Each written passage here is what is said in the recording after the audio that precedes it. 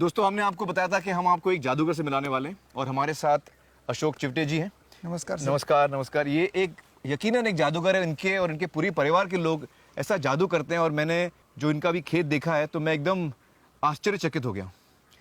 आप मुझे थोड़ा समझाइए, ये खेती के बीच में मैं देख रहा हूँ कि आपने कुछ ये पत्ते और ये इसका ये आपने डाला हुआ है, तो ये क्या है? हा ऊस ज्या वेळेला पक्व होतोय, तयार होतोय, हा. तेव्हा ऊस कारखान्याला तोडून जातो आणि तो जो राहिलेला त्याचा पाला पाचोळा हा. आहे तो पडलाय आणि हा तोच तुम्ही दाखवताय ते हे सगळा पूर्ण त्याचा पाला आहे. तो वो उसको अब ये खेती के दो रो के बीच में आप डालते हैं? हो. तो क्यों, उससे क्या होता है? ये आप क्यों फायदा डालते काय हैं? आहे याचा? ह्याला आपण सेंद्रिय मल्चिंग म्हणतोय. क्या होता है वो? जो काही सेंद्रिय पदार्थाचं आपण मल्चिंग केलेलं आहे किंवा अंतरून ठेवलेलं आहे, आच्छादन केलेलं आहे, त्याच्यामुळं त्याचे बाष्पीभवनाची प्रक्रिया ही जवळजवळ 80% बंद होती. ओके. म्हणजे पाण्याची मोठी बचत ही निवड आपल्याला आच्छादनामुळे होते. आणि दुसरी अशी गोष्ट आहे, आपण बघितलं तर आच्छादनामुळे जे काही आपली जमीन आहे त्या जमिनीचा पोत असेल किंवा फुल असेल, आता हे आपण बघित आहे ह्या जमिनीच्या कणांचा आकार बघा तुम्ही. जशी आपली चहाची पावडर असते किंवा गांडुळाचं खत असते तसं हे तयार झालेलं आहे. तो ये मतलब ये मिट्टी जो है आपकी, ये पानी भी पकड़ती है, सॉइल मॉइस्चर जिसको बोलते हैं. हा पकडत आहे.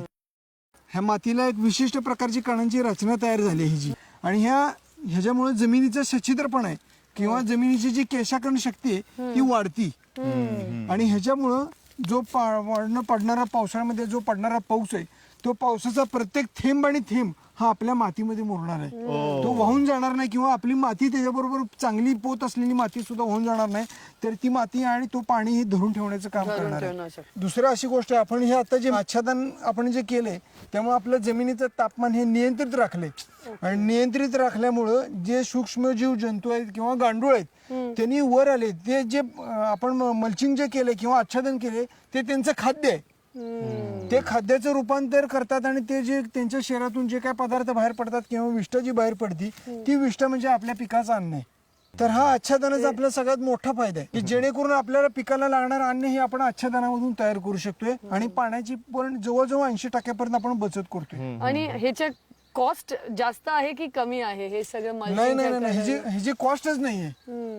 हे आपण पीक काढून घेतल्यानंतर आपल्याला हा निसर्गाने दिलेला बोनस आहे.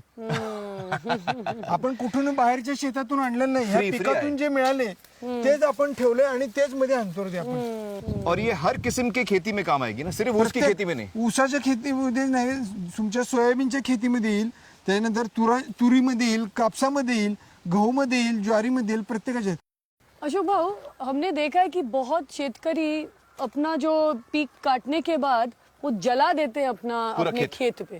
उसमें क्या क्या जलता है? मतलब उसमें आप जब जलाते हैं तो उसमें जीव जंतु भी जल जाते हैं. आपण ते जाळतोय शेतामध्ये त्यावेळेला ज्या मातीमध्ये जे आपल्या सगळे सूक्ष्म जीव आहेत, जंतू आहेत, आणि सगळ्यात महत्त्वाचं म्हणजे आपल्या शेतामध्ये जे आपले गांडूळ आहेत, जे आपले मित्र आहेत, त्यांना आपण ते जाळून टाकतोय आणि ते आपण आपल्या शेतातून नष्ट करून टाकतोय. आणि त्याचा परिणाम असा होतोय की जे जमिनीमध्ये असणारे जे अन्नद्रव्य आहेत ते मिळवून आपल्याला पिकांना देणारी जी आपली मोठी बँक आहे ती बँकच आपण जाळून टाकतोय.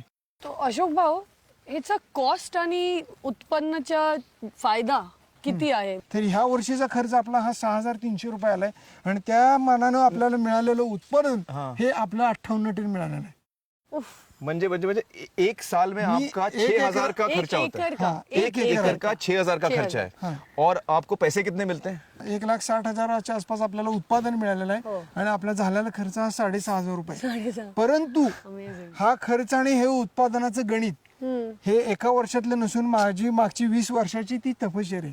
तो मतलब दोस्तों, अशोक जी जो खेती करते हैं उसमें एक तो पैसा कम लगता है, उसमें पानी बाकी लोगों से 3 गुना कम लगता है, उत्पादन डबल होता है. 6,000 का उनका खर्चा होता है साल का 1 एकड़ पे, और उसमें कमाते हैं 1,60,000. मुझे उम्मीद है कि आप लोग ये जो देख रहे हैं आपको इससे प्रेरणा मिले, और सारे के सारे लोग, अशोक जी आप उनको बताइए कि जलाना बंद करें, खेत को जलाना बंद करें, आपल्या मल्चिंग शुरू करें. शेतामध्ये कसल्याही प्रकारचा पालापाचोळा किंवा काही असेल, जे काही कुठल्याही पिकाचं मिळणार आपल्याला वेस्ट असेल ते काही जाळायचं नाहीये आणि त्याचा आच्छादन म्हणून आपण वापर करायचा आहे. आपल्याला पूर्णपणे काडीपिटीचा विसर आपल्या शेतामध्ये तयार करायचा. तो हमारी कोशिश ये होगी दोस्तों कि जो हमने आज सीखा है तो उस पर हम लोग एक छोटी सी फिल्म बनाएंगे. अगर आप उसके बारे में और जानकारी जानना चाहते हैं तो वो आपको हमारे वेबसाइट पे मिलेगी.